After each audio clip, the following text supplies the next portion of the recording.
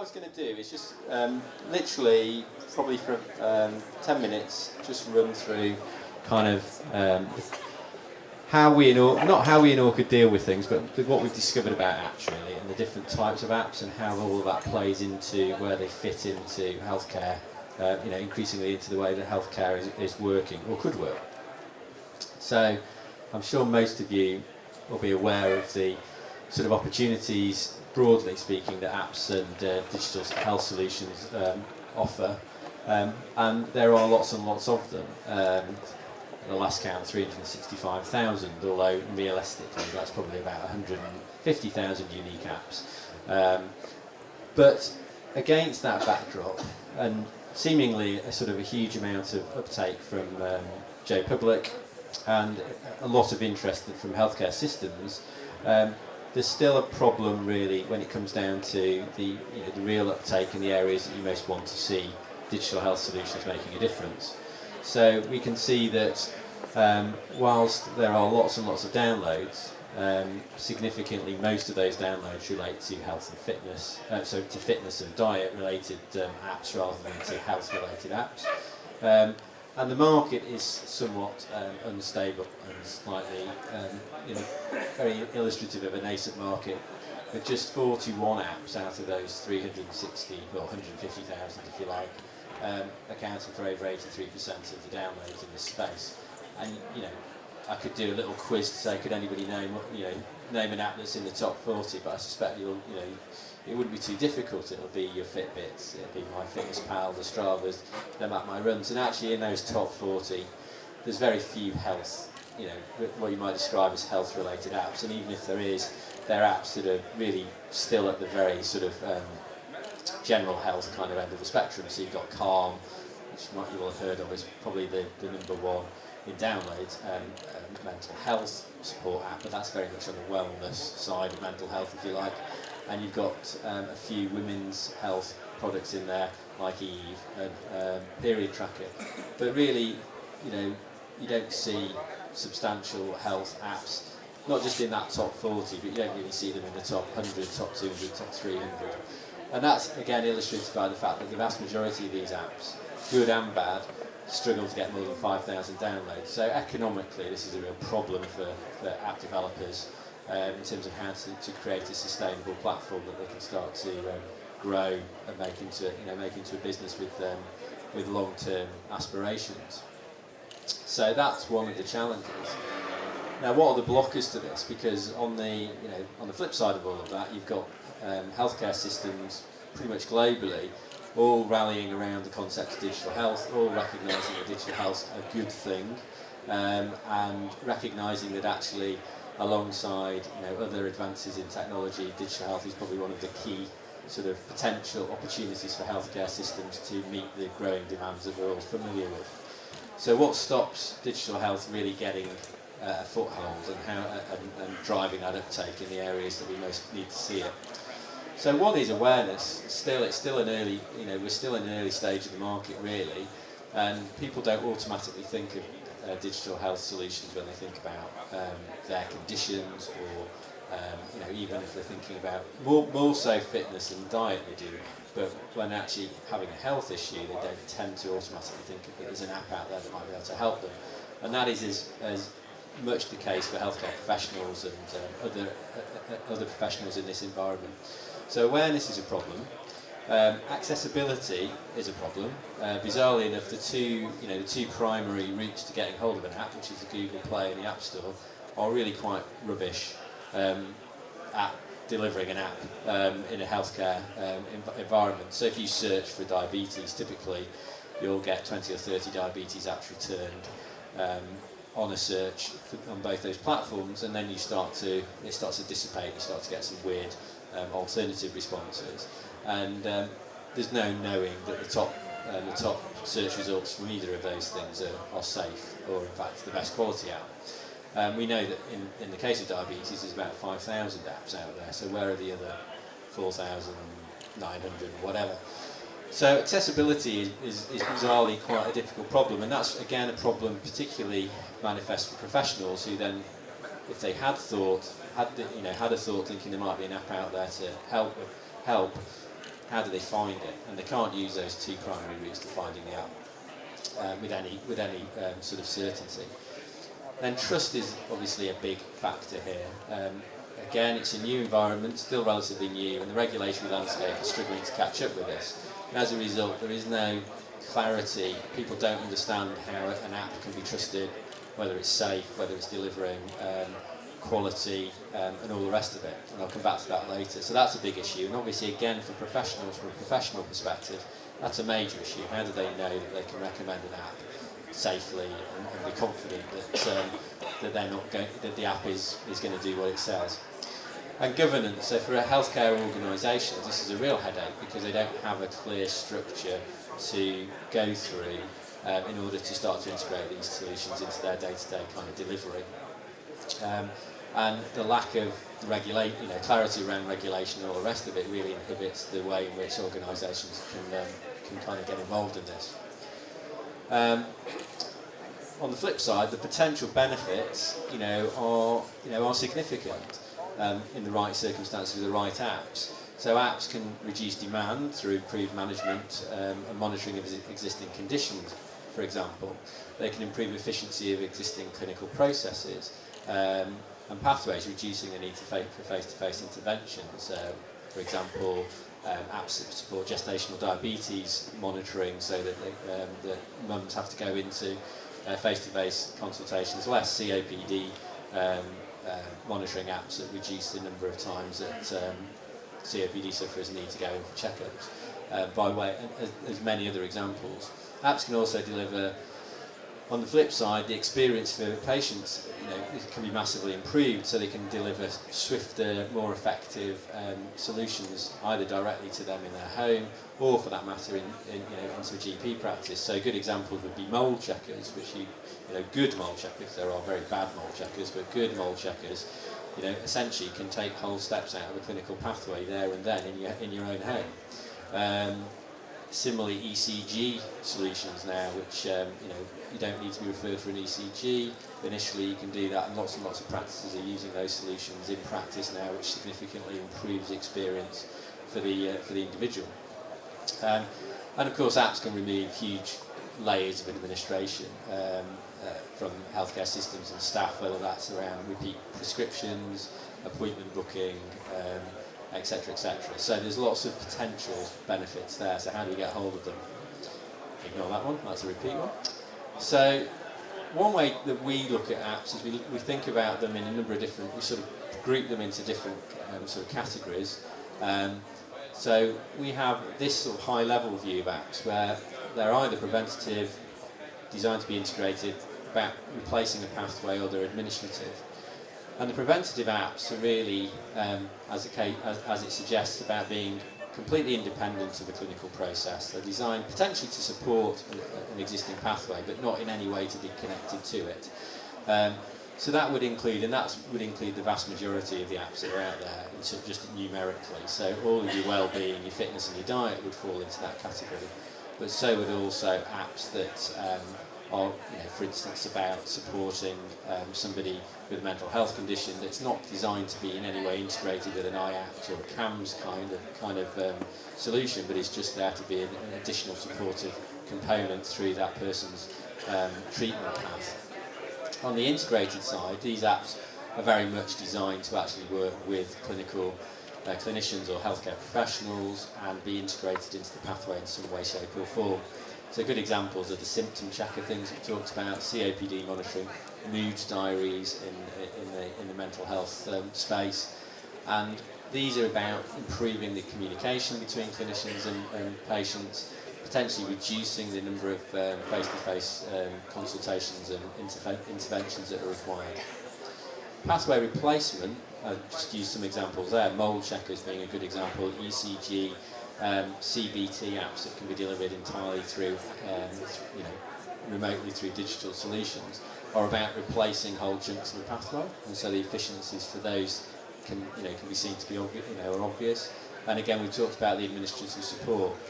Now, the thing to point out here is that it would be nice if this was like regulation light, regulation medium, regulation heavy, but in reality, regulation light really only applies to the preventative apps, and even then that isn't universally the case, but they tend to hit less regulation. All of these other apps, for different reasons, do. In the integrated and the pathway space, the regulation is particularly ramped up around clinical assurance and effectiveness, and quite a lot of these apps fall into the realms of medical devices and the like. Quite a lot of them might be deemed to be a clinical service that needs to be monitored by CQC and all of these other things. On the administrative support side, the major regulatory hurdles are all about data compliance and security, because that's where you're typically integrating, such as within the GP SOC environment, that kind of thing. So how do we, what are the key trust issues? Well, the first problem with the trust agenda generally is how to wrestle to the ground some form of kind of badge that says this is a good app. And the regulatory environment is really confusing for apps, because what we're trying to do is layer on old regulation to this entirely new space. So we have data and privacy. Although GDPR sort of governs most things, certainly in the EU at the minute, there are other layers that are emerging on top of that now, particularly when you start to think about apps that are going to interoperate with clinical systems and the like. On the security side, that's been a very fluid environment. We have a whole load of existing accreditation type models, such as Cyber Essentials and the ISO accreditations, but none of them actually quite fit. And so what NHS Digital have done is they've focused on OWASP, which is the sort of best practice guidelines for apps and web solutions, and that's what they're now trying to do. So what's lacking behind that, however, is that all of these accreditations don't quite add up to a tick to say you're compliant with those OWASP standards. So you can see how there's a lag as things try to catch up with the fast-changing nature of digital health. Clinical assurance is rammed full of different types of regulations and standards. So medical device regs is a biggie, and at the minute it's having a lower impact than it will do in about a year's time when the new medical device regs come in. As soon as they come in, a huge number of apps get up-leveled. So even if an app is currently viewed as a medical device now, they're typically viewed as a Class 4 medical device, which allows them to be essentially self-certified by filling a form in on the MHRA side. They do more than that, but that's sort of essentially it. The cynic might say they just fill a form in. But come sort of in a year, in about 12 months' time, everything gets up-leveled, or a lot of them will get up-leveled to a Class 2, which requires them to be fully certified with a notified body, and which is a much more intensive process, and that will catch a lot of people out.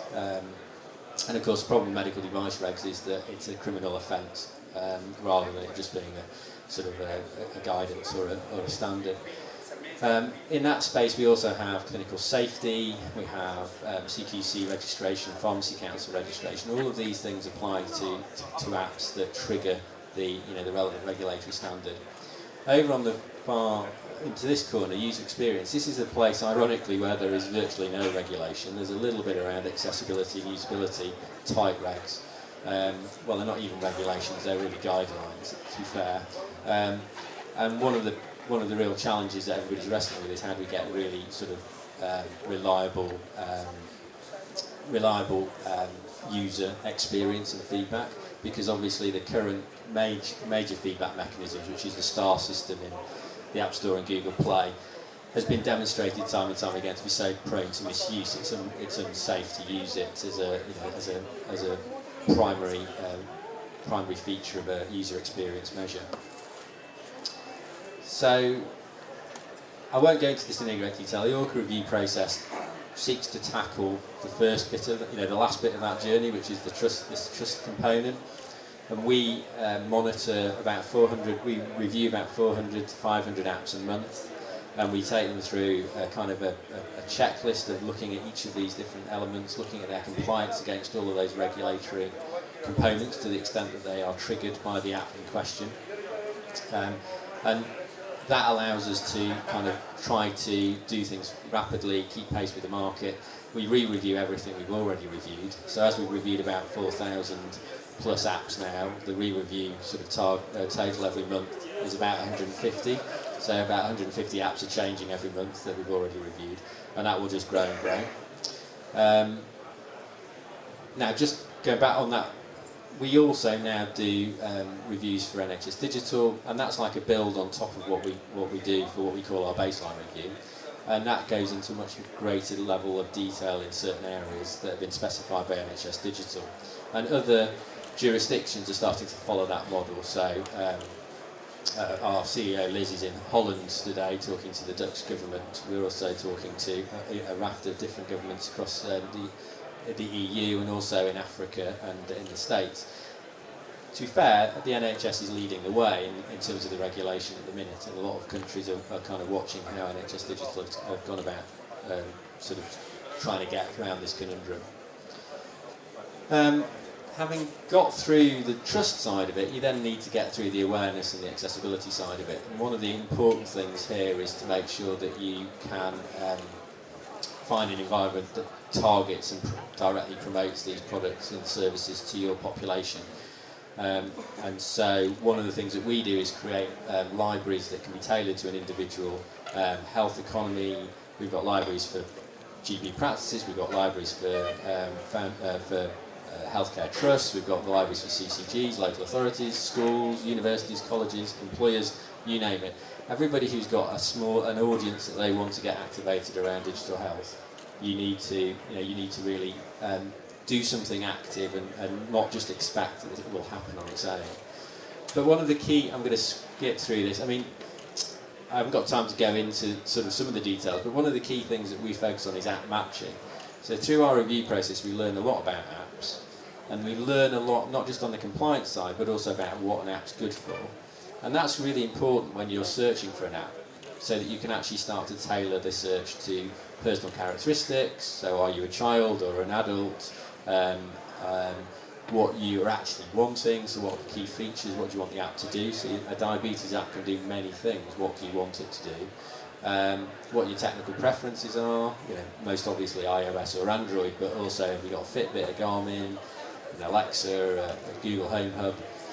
And all of these things are going to be important to ensure that you try to get the best app for you that you're going to stick with. Because if you don't get an app you're going to stick with, it's a pointless exercise. So it's the same, we sort of equate this to finding the right drug for somebody. You wouldn't just prescribe any old drug, you prescribe the drug based on that individual's characteristics and circumstances. The